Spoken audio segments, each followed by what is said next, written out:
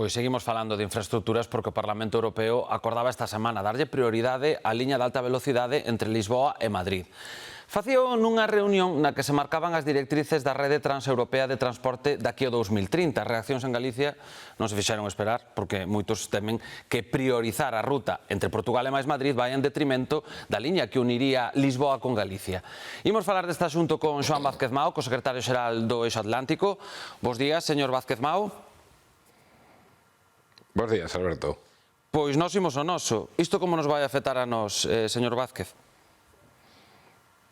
Non nos vai afectar. Vamos a ver, aquí lanzaron cada un os temas, hai que pensar que ven unha campaña electoral das europeas, e cada un vendeu novo como unha pre-campaña para logo na campaña decir eu votei a favor, eu votei en contra. Non hai caso. Imos ver.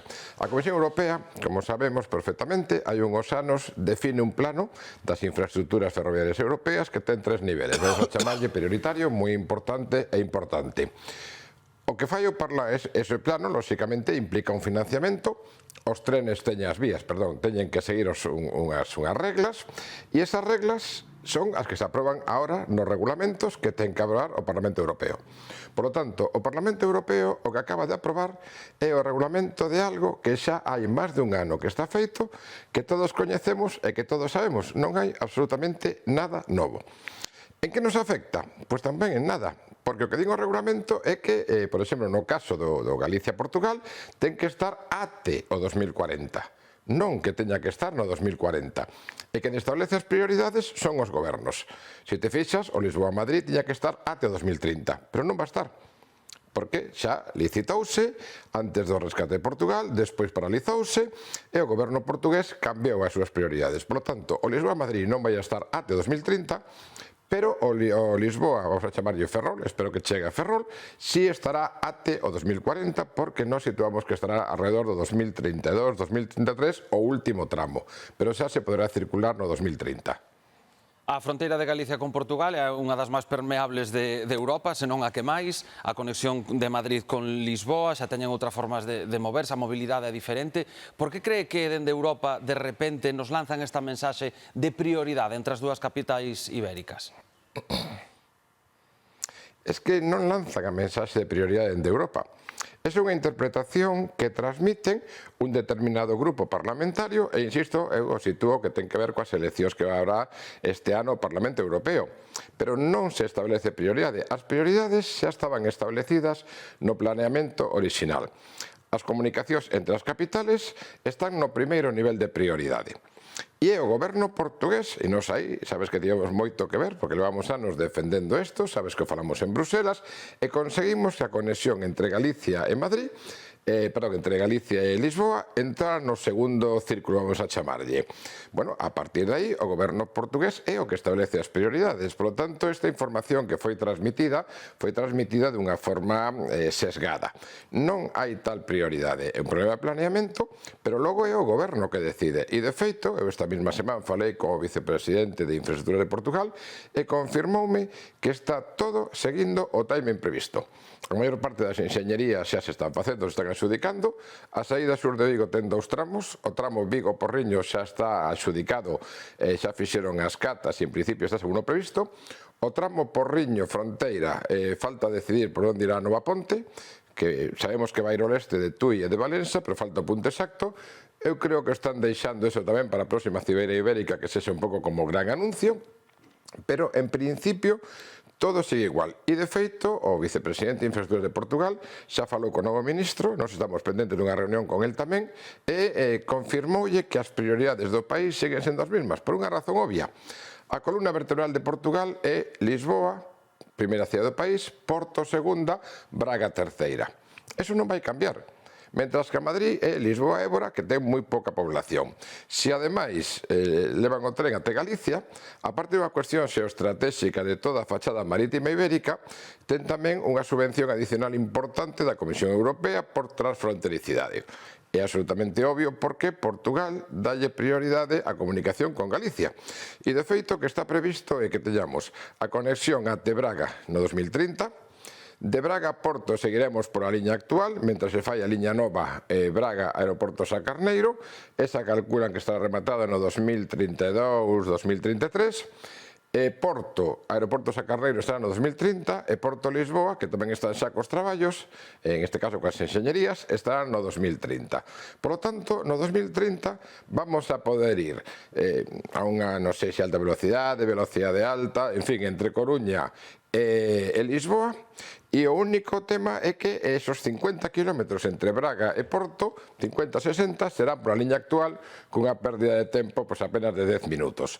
Que é o que falta? Bueno, pois falta que España faga os deberes e faga o tramo entre Ferrol e Coruña para que toda a fachada marítima este conectada.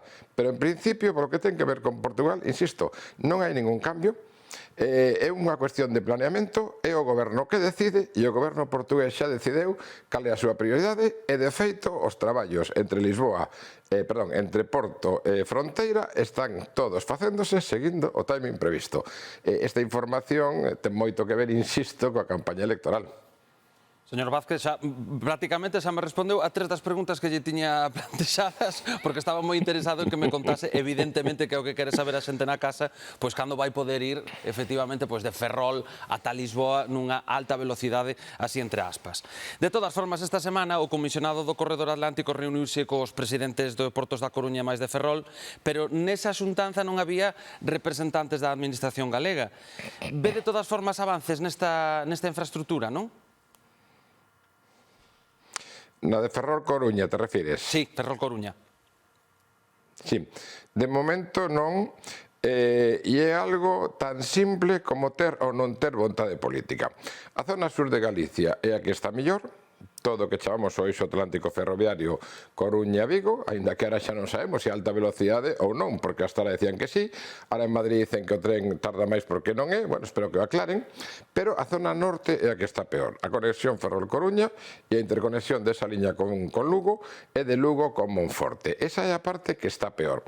É verdad que se está electrificando o tramo Monforte-Lugo, pero non sabemos nada nin da variante de Peares-Canaval, nin da variante de Rubián. Sabemos que están os estudios de impacto ambiental feitos, sabemos que están nun caixón, pero non sabemos por que non nos queren enseñar e xa os pedimos. Esa é a parte que está peor. É un problema exclusivamente de vontade política e eu sigo insistindo en que o que tiñan que facer a Xunta de Galicia e o Goberno Central era deixar atacarse uns a outros.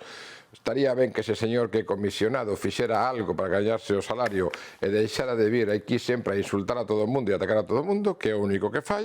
Estaría ben que tivera un respeto institucional para reunirse con todos, Xunta de Galicia, concellos, non solamente cos que el lle interesa para contarlle unhas milongas que logo non hai nada concreto, e o que tiña que facer a Xunta de Galicia e o Goberno Central era deixar de atacarse, deixar de utilizarse electoralmente e sentarse á mesa, como fixo Fraga con Felipe González, para conseguir, por fin, desbloquear o que serían os grandes eixos estratégicos ferroviarios do norte de Galicia, que son os que están peor.